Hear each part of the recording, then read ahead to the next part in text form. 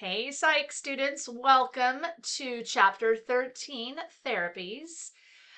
We've got one more chapter to go after this, but this, of course, is going to be a very special chapter for me because I am also a therapist myself. So I will get to talk a lot about different things in here. Also, if you are interested in therapy and you might be thinking of becoming a clinician, whether that's a counselor, psychotherapist, psychologist, psychiatrist, whatever it is. I do teach a basic counseling skills class as well. So you can sign up for that and really learn how the therapy process works. All right, so let's jump right into the links I have here. We've got Study Hall, The Many Roads to Mental Health, and then the OG crash courses, Getting Help, Biomedical Treatments, and Does Psychotherapy Work? And the short answer is yes.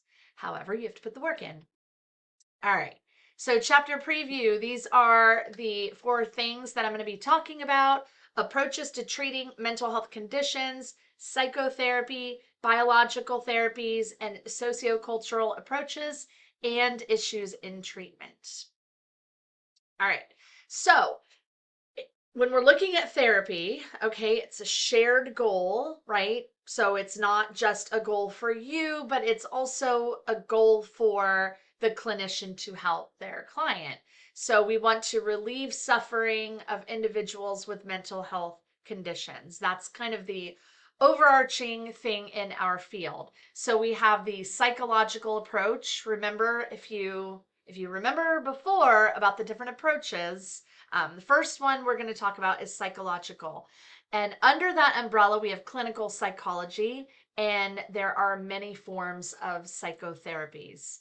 The psychological approach is a non medical approach. So basically, the kind of the highlight of this, it's talk therapy. It's working through issues, and a big word I use a lot is stuckness, because a lot of people come into therapy, stress. That's kind of the number one that thing that brings people in is stress, but they're stressed about something. So they really just have this heavy load that they need to work through. So we do consider this a non-medical approach because we're not prescribing medications. That's down the road. All right, clinical counseling, psychologists, social workers, there's a lot that falls under this umbrella. Now, in the basic counseling class, I would go over it more. In your text here, they just kind of go over the, like psychologists and social workers. But there are so many other fields like LMHC, which is what I am, licensed mental health counselor. There's LCSW, which is the licensed clinical social worker. That's a big one, very marketable. There's a licensed professional counselor. There's all kinds. So it's a very wide ranging field. All right, then we have the biological approach, and that's biomedical therapies, especially medications. And as a clinician myself, I very much believe in a holistic approach. So we start off with, okay, what is going on? We talk this through, and sometimes medication compliance is necessary with specific mental health conditions. So it's kind of we blend everything together. And the main career field for the biological approach would be a psychiatrist. And a psychiatrist heavily specializes in the medical side of things. So you would also get your MD in addition to all of your, psychiatric and psychological courses that you would need to take. All right, then we have this cultural approach. Oh my gosh, I'm stumped. All right, we look at the individual as a part of a system. So we're not just looking at the psychology of just the individual, we're looking at the person's totality of who they surround themselves with. All right.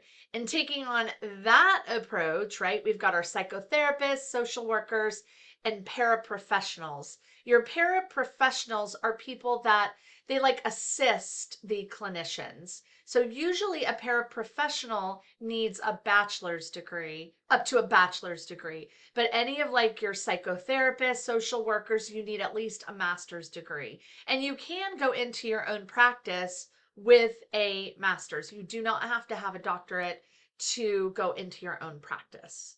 Just a little fun fact. All right, if you want extra credit, give me that little fun fact that you can actually go into private practice with a master's degree.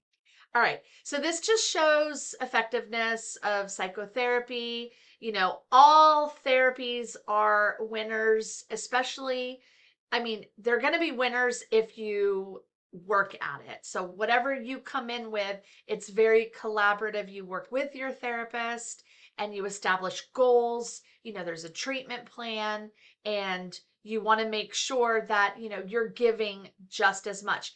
And you want to make sure that your therapist is as well. You aren't there to just kind of, some of my clients will say, I just want to rant. And I'm like, you know what? That's okay. You know, we can have a moment of ranting, but that's not why they're there, because they can rant to their friends. They're actually there to get help. So, psychotherapy is based, it's not just, you know, how they used to say back in the day, psychobabble. It is evidence based. So, there's a lot of good information out there showing the efficacy of engaging in psychotherapy. All right, so factors in successful psychotherapy, kind of what I touched on before. There's got to be a therapeutic alliance that is monitored by the therapist. And that just means, hey, I know the goals that you want to work on, and I need to make sure that I am providing what you need to work on those goals. Therapist expertise, style match with client personality. So it's really important that whatever you're going to therapy for, that your therapist is well versed in that.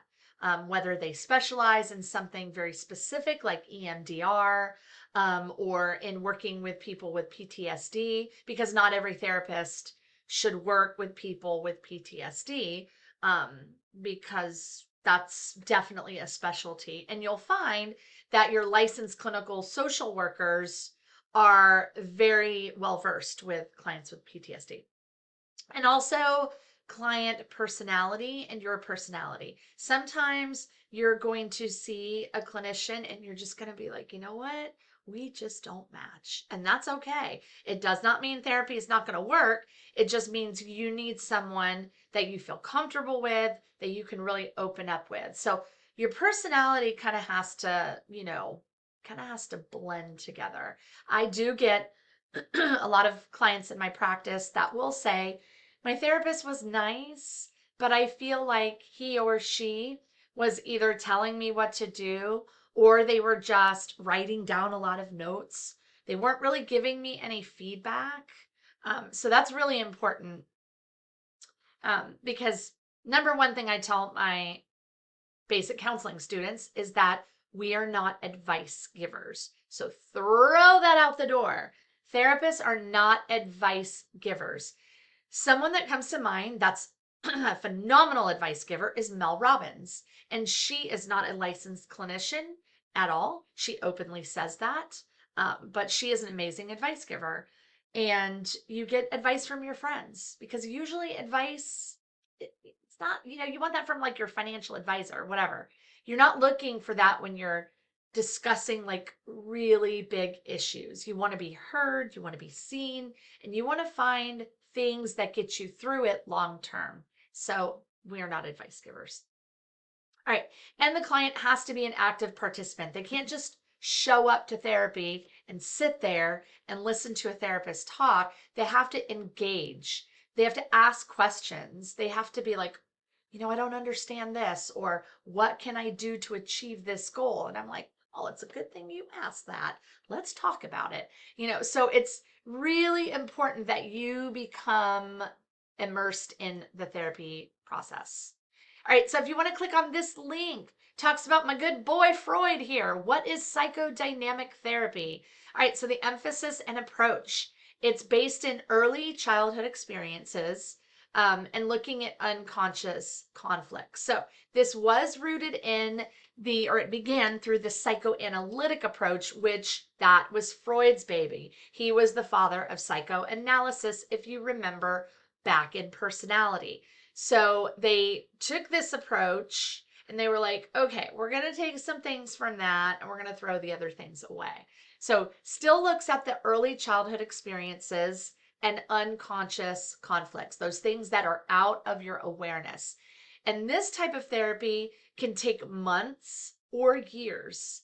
And with managed care and insurance, they really don't use this approach too much unless we're talking about very deeply rooted issues. So it's important to know that. All right, there's a lot of therapeutic interpretation. So as a clinician, you're interpreting what the client is saying. A lot of this, you'll look at dreams, and clients will come in wanting to talk about their dreams. And so as a clinician, you can also specialize in dream interpretation. I actually took a class in grad school and it was called Dream Interpretation, and it was amazing. So if you're really into that, when you get to your kind of grad school work, you can take that class because it's awesome. All right, so goals of therapy, we want to have goals. Again, clients aren't just there to talk about like rant, right? They want to have goals. So you want to help them gain insight into these unconscious conflicts if you're using this approach. And that's really doing a lot of questioning, and especially going back in time with childhood. This is the kind of famous Freudian couch right here. So Freudian psychoanalysis is looking at free association, and that is just talking about whatever comes to your mind, and then the therapist is going to pull and grab certain things that you say, which hopefully leads to catharsis, right? Just this like whoo stuff, right? Just kind of like whoosah. That takes time. With the psychodynamic approach, this isn't a a one and done. This could take a very long time. And again, we're using interpretation and potentially dream analysis, looking at the manifest versus the latent content. We have to be careful of transference in this type of therapy, actually in all types of therapy, that they are not transferring, whatever deep issues they are having onto you. So they might be going through some type of transference, and then there's also counter transference. And therapists can do that as well. Therapists might, for example, they might get a client, right? Get a referral, and they have a client that looks like their ex. Or maybe the client's issue is so relatable to your ex, and maybe you haven't worked through that yourself.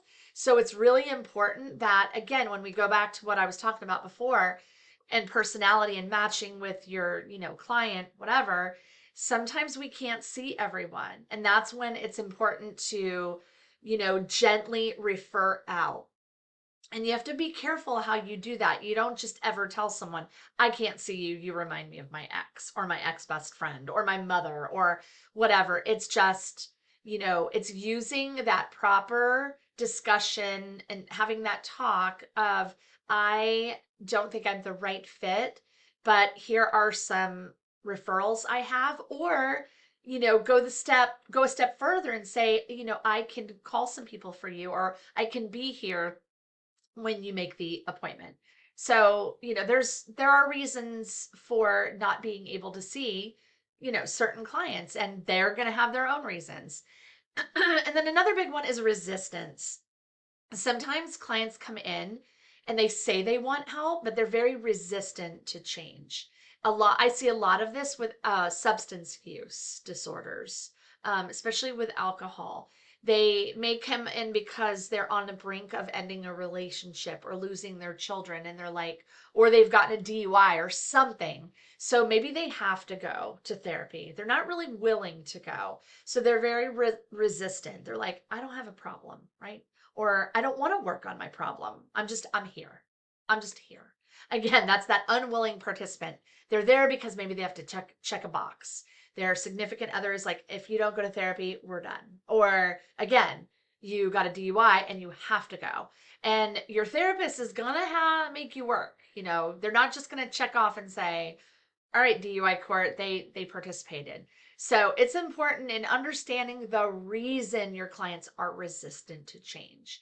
And that's a lot of times they don't want to. They don't feel like they need to, or it's just they're stuck. Again, there's that big stuckness. So it's important that we are that agent of change, that we are empathetic and understanding, and we're not judging, and we're like, hey, I get it. And that then that moves into a lot of other stuff where they start becoming like, okay, I'm still resistant, but I'm willing to listen.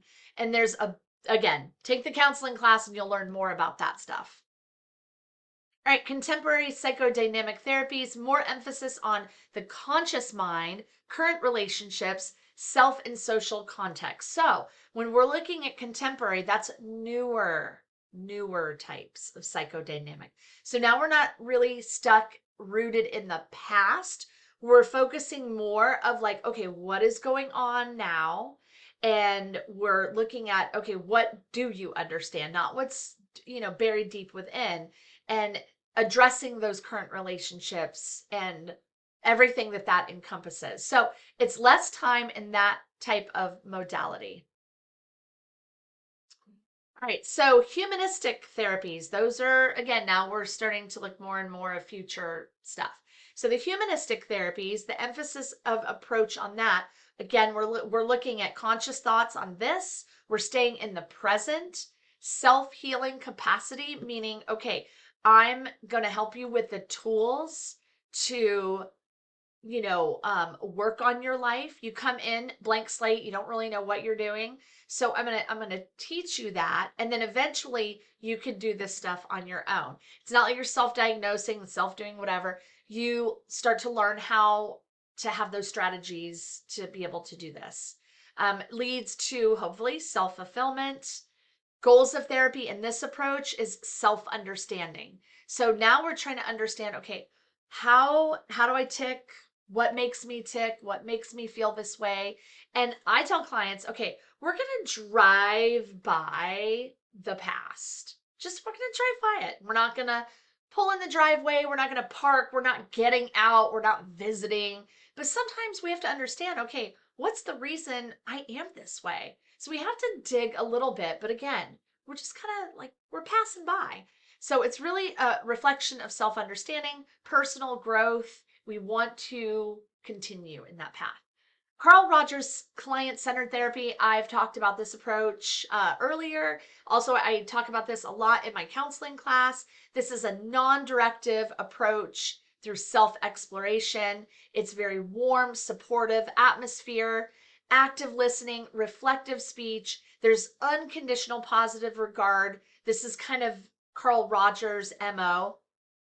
A total empathetic relationship and genuineness given to your client. Now, Carl Rogers is considered the most beloved psychologist to ever have lived because he can, again, do all of these things. In reality, most therapists, psychologists, we don't. There's a lot of pros to his therapy, but there are also some weaknesses of his approach. Again, he's more of, we take a back seat and you just kind of talk. And we don't really provide a lot of guidance. We're just kind of there to like listen and just ask some questions. But there's no real direction in this type of therapy. So I really like this approach when I'm first getting to know a client, or when someone has really went through some trauma and they just need someone to listen. And then I switch modalities. Again, I'm not going to say, oh, I'm using this approach or I'm using that approach. It's just I know it's what I'm doing and I just do it. So, he was an amazing, you know, person. Right? I mean, I don't know him personally. I didn't know him, but I mean, according to everything they say, he was really good, and that's the reason he was the most beloved, because no one could really do it past him. Is just this guy. So if you want to take a look at him in practice, this is a session with a famous case that he had with Gloria. Now, he was able to publicize this because she signed the proper forms to say, yes, you can use me as a case study for people to see. You have to make sure as a therapist you're getting permission signed. I would not just get it verbally, I would get anything in writing. So this is a 1965 full session that he had with Gloria. And then this is, talking about Carl Rogers on person-centered therapy. This is him talking about that. All right, behavior therapies. I love them too. Again, they're very black and white. So we mesh in psychological and behavioral therapies together because we have to look at the biological component as well. So the emphasis of approach overt behavior change rather than insights into self or into underlying causes. So behavior therapists don't even look at insight or self-reflection. They look at, hey, this is what I can see. The goals of therapy for this are to reduce or eliminate maladaptive behaviors. So behavior therapies are exactly that, changing a behavior. So whether it's a child that has a lot of anger issues, we're only looking at that. We're not looking at why they're doing it. We're looking at we need to change this. Also, substance abuse could fall on this. We're not really looking at the why of it, or like exploring the what. We are looking at, we need to eliminate or reduce this. And so we're going to use these strategies to approach that, just to give you an idea. So the big kind of things with behavior therapies are classical and operant conditioning, which you learned in the learning chapter. So if you remember, classical conditioning is innate, right? It's that, hey, you've heard that like song and it brings you back to that place. You had to learn it at some point, right? Pavlov's dogs. Or when you watch, if you've seen the movie Jaws, right? And the music in the background. And if you ever hear that music, that alone, you'll be like, ooh, or when the bell rings, right? If you hear it, you're driving by and you hear school, the bell like brings you back to when you were in school. That's classical conditioning. And then operant conditioning, remember when I put those, if you're a student of mine, uh, the Big Bang Theory examples. So those are, we're learning through rewards and consequences, punishments, all that kind of stuff. So there's a behavior you want to happen or you want to extinguish. So two very different types of conditioning, but both are effective depending on what you need them for. All right, and then there's the social cognitive approach. All right, so classical conditioning techniques, systematic desensitization. This is really good to treat phobias. So here is a really good, I found this link. It's explained in 3 minutes, this therapy. It's really good.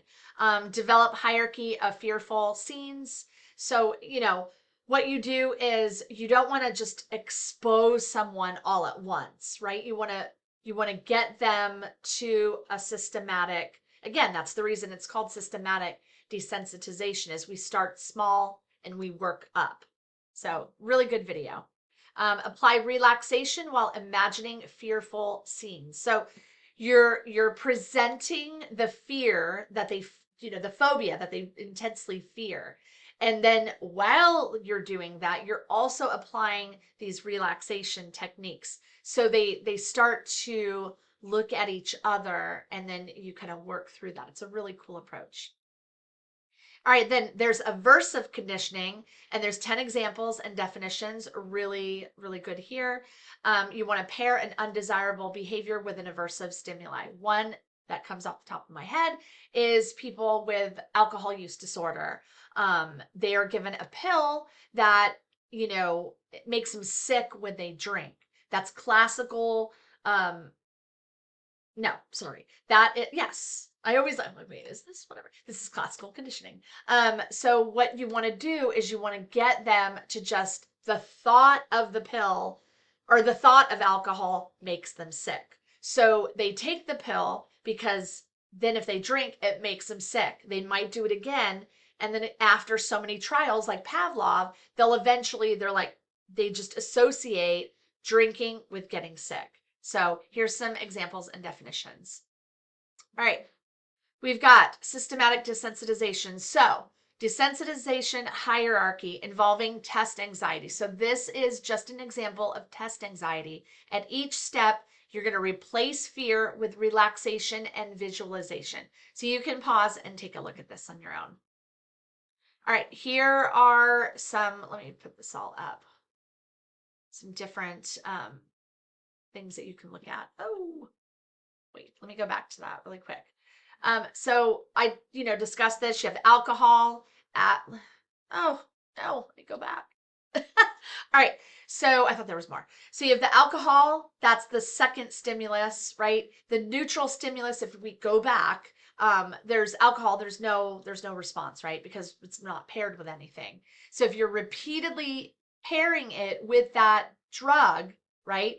Then the unconditioned stimulus, that unlearned reflex, is going to become the unconditioned response, which is nausea. So this learned association, classical conditioning, alcohol is associated with nausea, and that will, lead into that conditioned response. I'd take a minute to do that. All right, operant conditioning techniques, unlearning of maladaptive behavior. So it's a behavior you knew that you've learned that you need to unlearn. Example, OCD. And here is behaviorist approach using operant conditioning. And then, of course, Big Bang Theory operant conditioning. I always like to put different videos in here that help you understand what to do if you're, going through this. So these are two really good videos to check out. All right. If you're an ABA analyst, which I have students that are there, it's ABA, it's applied behavior analysis, and they look at behavior therapies. They're not looking at, again, self-reflection. They're not looking at any of that. They're looking at behavior specifically. So, positive reinforcement of adaptive behaviors. They want to extinguish the maladaptive behaviors through their modalities of therapy. And it does not depend on gaining insight. So they do not have to have this aha moment. So, it used to be where the ABA and then therapists would kind of clash, because they don't look at the humanistic approach. They don't look at psychological, insight, any of that. They're looking at, this is black and white. We're looking at this. We're not looking at the gray area. But now we can appreciate each other's careers, if you will. So this is ABA Explained. So if you want to click on that link. All right. Your cognitive therapies are the biggest therapies that we use today. Emphasis on thoughts, which are your cognitions. They're the main source of psychological problems. So when you go into therapy, a lot of what you're going into therapy for to work through are your illogical thoughts. They're not rooted in fact. They're rooted in assumptions. They're rooted in past behaviors. It's really not rooted in fact. So when you go to a cognitive therapist, like that's what I work with. I am trying to help the client understand their illogical thought patterns. And I do that with a lot of different therapy homework techniques that are very effective. So it's how we think controls how we feel. That's kind of what it is. Focus on overt issues. Unlike Freud, we're not going down that rabbit hole of the past. Like I said, we're going to drive by it. We're not going to get stuck there. Structured analysis and specific guidance. Unlike Rogers, again, Rogers was just like, there's no direction, just tell me everything. But with psychotherapy, therapy, counseling, all of that, we definitely want to get to the issue and guide them into their new thought process. Goals of therapy are to cognitively restructure their frame of thought. So we do a lot of reframing. All right, identify and challenge automatic thoughts. I love this. I love this approach. So their automatic thought is, I suck. I'm a loser. I'm this. I'm that. And I'm like, okay, where's the evidence? Let's put your thoughts on trial. We're going to have a lawyer. We're going to have the prosecutor, right? We have the defense. We have the plaintiff, and we're going to just go at this. And it's really good when you start doing that, because then they're like, oh, I'm not my thoughts, right? I may think this, but that's not a fact, and that's not who I am. So it's really awesome working in this approach. So with a therapist assistance, again, not advice, clients learn to recognize their logical errors. So they're like, whoa, they have their aha moments. Ignoring evidence of positives, perceiving the world as harmful, overgeneralizing negatives on the basis of limited examples, magnifying importance of undesirable events, absolutist thinking, like this is an all or none, exaggerating imperfection. So this is what your clients come in with when they're thinking on that negative cognition. And that's when we break it all down and help them look at the evidence, right? They're ignoring it. Let's look at the evidence. Overgeneralizing, you're taking one specific thing and you're making it relate to everything. And then magnifying, so something is really small, right? It may be really small in the grand scheme of things, but you're taking that magnifying glass and you're making it bigger than it actually is. And then that absolutist thinking is, it's just like very tunnel vision. This is the only way to think. Nothing is ever going to change. And that's where we come in and we're like, okay, wait here just a minute. Let's break this down. All right. I love that. So the biggest therapy for that is CBT, combination of cognitive and behavioral therapy approaches. So it's important in our field. We don't just look at, what we see. We also dive into what we don't see. Albert Bandura did a lot learning about self-efficacy. He, again, he didn't come up, I'm like, it's not his thing, but he was a very big proponent in CBT, along with like Albert Ellis and oh my gosh, Beck. I can't, not the band Beck, Aaron Beck. I was like, wait, I know who this is. I've met this person.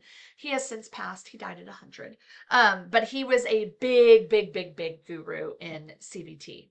All right, so it incorporates behavior therapy as well. So cognitive is cognitions and behavior.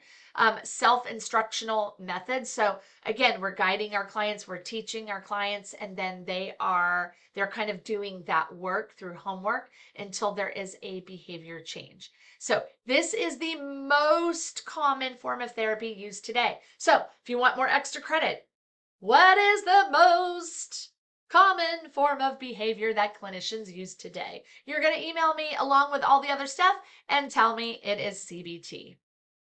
All right, so here are some comparisons of psychodynamic, humanistic, behavior, cognitive. So you can look at the cause of the problem, the therapy emphasis, and the nature of therapy and technique. So pause, and then you can see the differences between these approaches.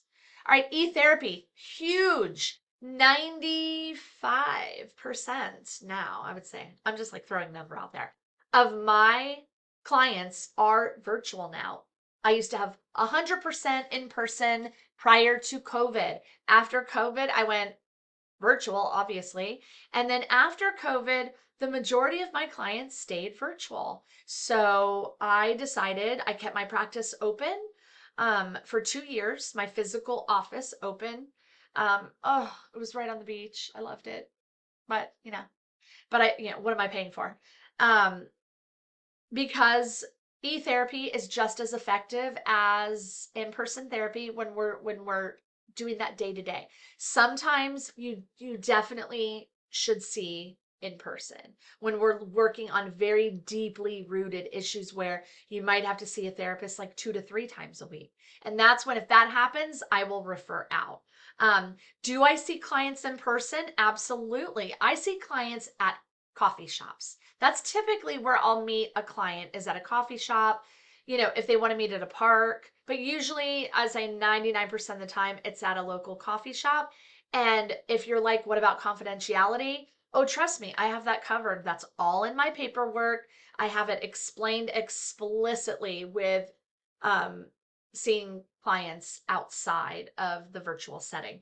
And obviously, you have to have your safeguards for virtual as well. You have to have your own private office. No one is listening, no one's around. There's about, again, take basic counseling if you want to know about that. All right, so mobile health related interventions. So using smartphone apps, there's a plethora of e-therapy. There's BetterHelp, there's Talkspace, there's Calmery, there's, I'm like missing so many. There's what's that the calm one? There's Headspace. I have subcontracted with BetterHelp for 4 years now. I have a small client, caseload on there because I've kept it, but the majority are my own clients. But I do subcontract through BetterHelp as well. And those became very big during COVID, and they are still very prevalent. Proven effective. Well, studies have shown and they have come out. Again, we talk about in therapy, we don't really, or psychology, we don't talk a lot about proven. We more so talk about supported. So, especially when you're writing papers, you want to use the word support versus proven. So, are they effective? Absolutely, they are. Standalone or as a complement to other interventions. So, maybe you're seeing a therapist virtually, but you're seeing your psychiatrist in person. Or if you have one issue, you are supposed to only see one therapist. If there are two totally separate things that are being treated, then you can see two different therapists. But if you're seeing a therapist for anxiety and depression, let's say, you don't see multiple because there's a conflict of interest there. Cyber therapy, again, online, our therapist qualifications provided. That's important. So when you're filling out your paperwork, your therapist qualifications should all be listed on their paperwork. What patients are seen. Usually do not serve people having thoughts of suicide. So again, that's in my paperwork. That's like on BetterHelp or all the other ones. There's specific questions like, are you thinking about suicide? Taking your life? Do you have a plan? What are the methods?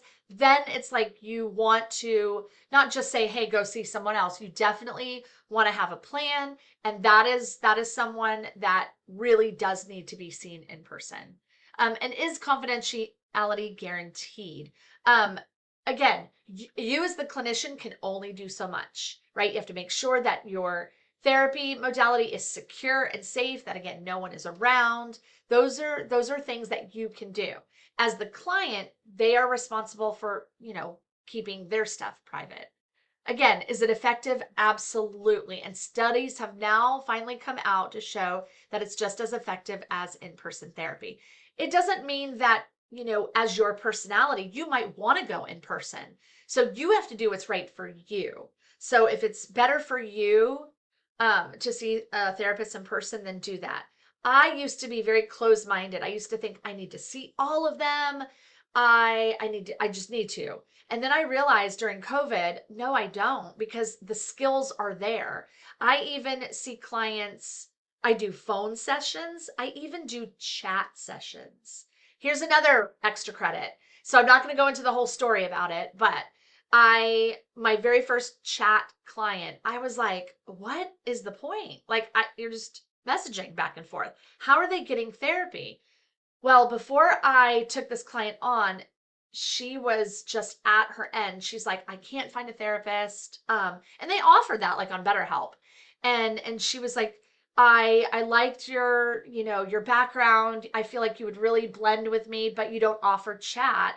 And I have such severe social anxiety, all the anxieties.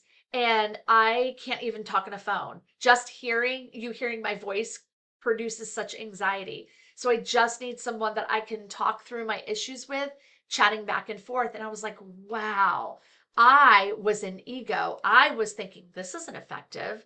And long story bearable, after she was done with therapy, she got a van and she traveled the US. and she got herself out there. It was amazing. I was like, wow, this really reframed my thoughts on different modalities of therapy. So for extra credit, just tell me, yes, chat therapy does work. All right. Oh, wait, let's go back to what was that?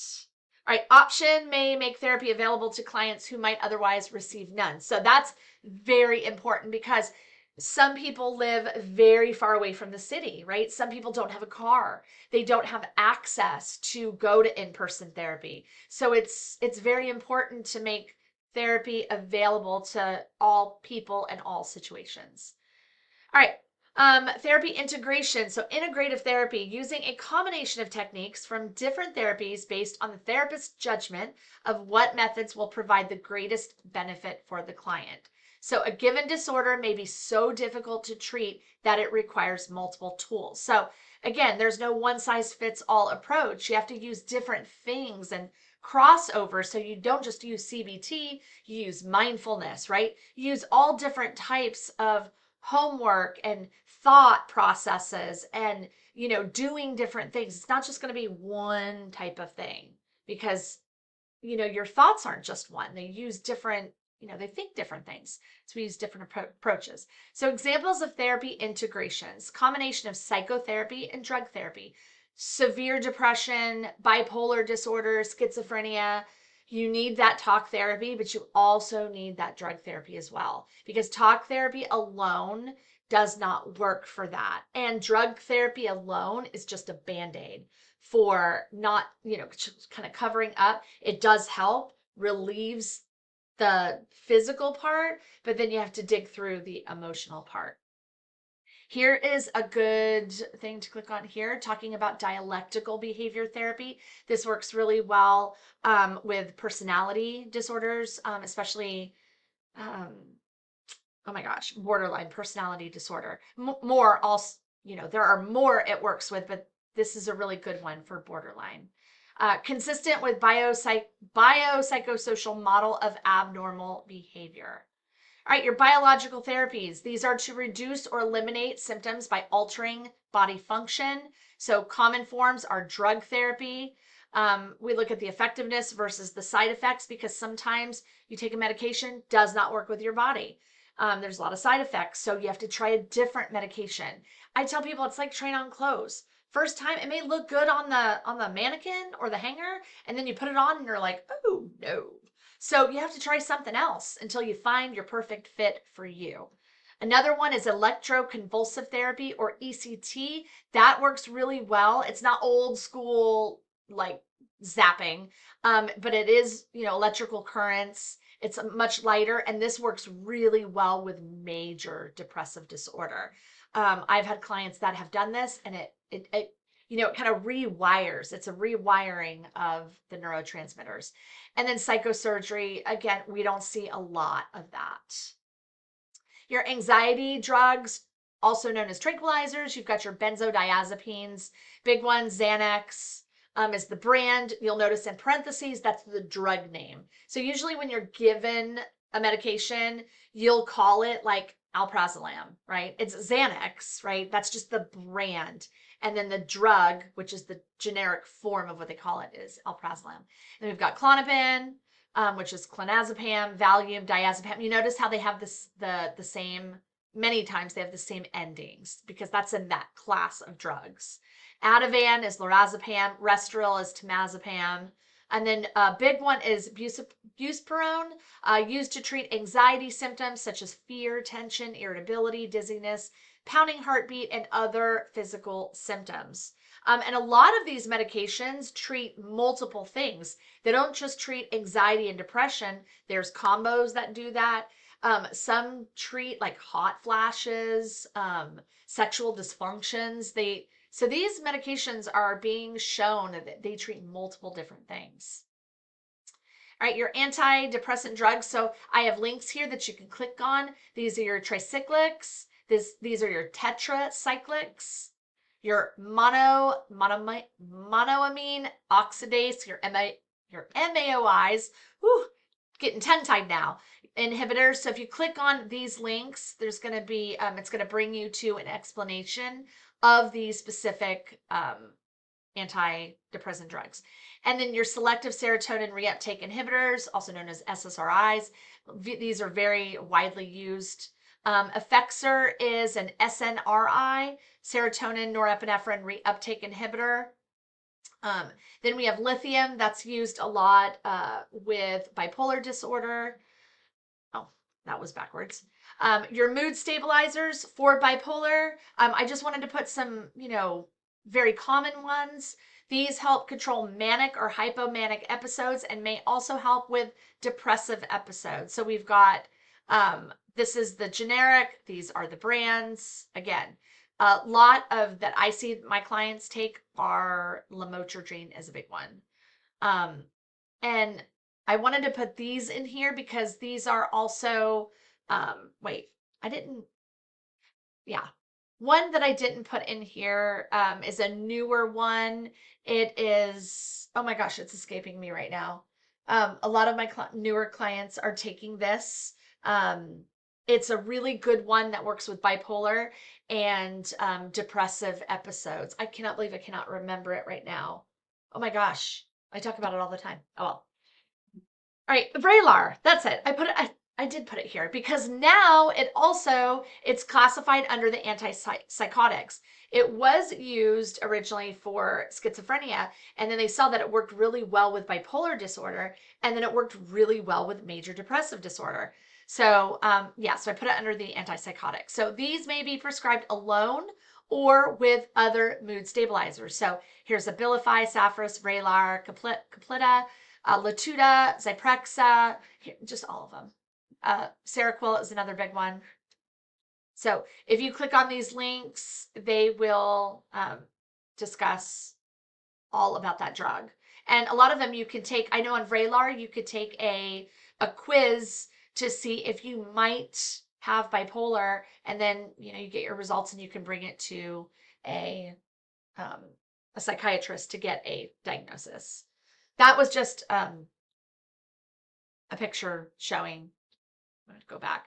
This is just showing you how the SSRI works, if you want to visually see it. All right, drug therapy here. Neuroleptics, also known as antipsychotic medications. So you'll see a lot of commercials using these types of medications. You can develop what's called tardive dyskinesia. So if you click on this link, it's going to talk about that. So that's kind of like a side effect of taking antipsychotics over, possibly a long period of time. Your atypical antipsychotic medications used to treat disorders like schizophrenia and bipolar disorder. All right, again, ECT, what I mentioned before, small electrical current produces a brief seizure. And again, it's in a controlled environment used to treat severe depression that has not responded to other treatments. So if you have severe depression and it's not responded to any type of other therapy, ECT might be a good alternative. And then transcranial magnetic stimulation is also another one. Psychosurgery, again, that's very rare. Prefrontal lobotomies and deep brain stimulation. Again, those are not very common. All right, when we look at the sociocultural approach, the emphasis, view individuals as part of a system of relationships that are influenced by various social and cultural factors. Group therapy is really good for this approach. So we've got group therapy, we've got family and couples therapy. Those two modalities there, you want to have a licensed clinician. So the group therapist, there should be at least one. If you're having more than 8, you should have 2. One that's like can see directly across and around, and another one that is across from you so they could see the opposite side. Because if someone is showing some signs of like sadness, you want to be able to look at the co-therapist and kind of give them the eye. Again, it's another approach. So group therapy and family and couples therapy, those are licensed people. Your self-help support groups like AA, NA, those are run by people that sponsors and just other people going through the issues. So there's no licensed or professional there, but a sponsor is someone that has been there for a while and they're good in their sobriety, and they can sponsor someone and then help them and be their like person if they're thinking of like using again, but they're not a professional. And then we have community mental health as well. A lot of social workers work in community mental health. So group therapy, members of a group share a particular psychological problem. Professional facilitates cost effectiveness. So it's a lot less expensive because you're in a group, not individual. You have group support, social skills training, and you're provided with information. Family and couples therapy. I believe that couples should get therapy in the beginning of their relationship, not at the end, not when they're having the problems, but it's really good to get couples therapy when there are no problems. This way, when you have a problem, you're like, you know how to get through it because you've learned the techniques. So symptoms are a function of relationships. You're going to get a lot of therapeutic techniques, a lot of validation in there from your therapist. It's going to help the other person maybe see what's been going wrong in the relationship. There's a lot of reframing going on both ends. There's a really great show. I think it's on Netflix. It's called Couples Therapy. It is fantastic. I will put that in the still PowerPoint. Very good.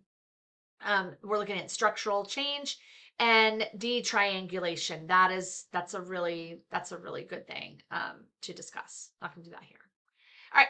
Then you have your self help support groups, sympathetic audience, social support, role modeling, strategy sharing. So it's like you're hearing different things and you're like, wow, I'm going to use that. Take notes, whatever. Watch out for spread of negative emotion. So it's important because you're going to hear that, and the person that's running the group should really make sure that they're deviating from anything negative. We can discuss that, but you want to make sure that that's not the focus. Community mental health, we're looking at deinstitutionalization, looking at rise in homelessness. In community health, their emphasis is really big on prevention and empowerment. When we look at cultural perspectives, we have to look at the differences between individualistic and collectivist cultures because there are differences on who gets help and why they don't get help.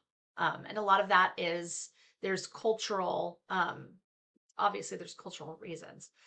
Cross-cultural competence of the therapist, ethnicity plays a role in the reason people get help or do not get help. Match between client and therapist. Sometimes a female wants to see a female, male wants to see a male, a white person wants to see a white person, and a black person wants to see a black person, an Asian American wants to see an Asian, American, or, it just, there's so much. And I will say that I just lost my train of thought.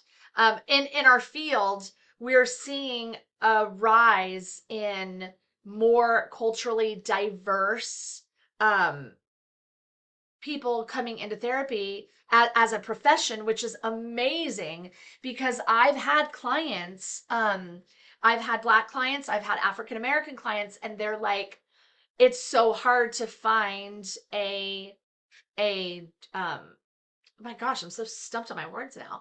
It's so hard difficult to find a therapist that matches what I want. And I'm like, I understand.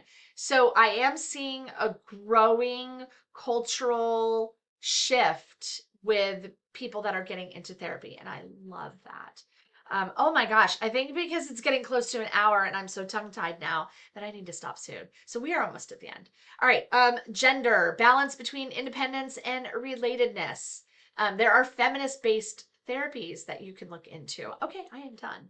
I wasn't sure if I had one more slide left. I knew I was getting to the end. Yeah, when I'm getting all tongue-tied, it is time to be done. So I hope you enjoyed that. I honestly thought it might be like 30 minutes and it's almost an hour. So I hope you enjoyed learning something about therapies. And again, if you are thinking about kind of diving into this field, the basic counseling class is a great start. It's a great beginning. You'll do like a little mini session if you're not You're not a professional, you're not diagnosing, you're not doing any of that. You get to pick, you know, anybody you want. But it's a good class for beginning therapy if you're deciding I want to jump into that. So with that said, I hope you enjoyed. Have a wonderful morning, afternoon, evening, wherever you are in the day, and I will see you in the next chapter. All right.